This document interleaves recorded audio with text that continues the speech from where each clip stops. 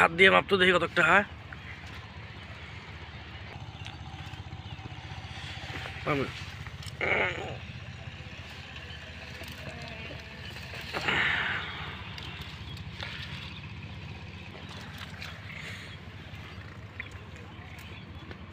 হাত দিয়ে মাপ তো দেখি কতটা হয়।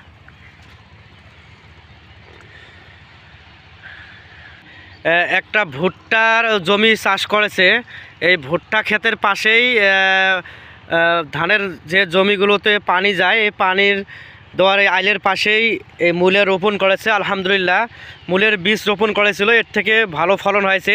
দেখি হাত দিয়ে মাপ দাও তো দেখি কত লম্বা হয়েছে। দেখতেছেন যে এক হাত, একটা করে মূলা এক হাত, এক হাত হয়েছে না হয় নাই? হয়েছে, এক হাত হয়েছে। যাক, দেখতেছেন যে আপনারা মূলে এভাবে আপনাদের পরিত্যক্ত জায়গাগুলোতে রোপণ করবেন, ইনশাআল্লাহ আপনাদের আর্থিকভাবে একটা সাপোর্ট দেবে। বাড়ির যে পরিবার চলতে যে আনাজগুলো লাগে এগুলো থেকে একটু ফায়দা হবে ইনশাআল্লাহ। দেখতেছেন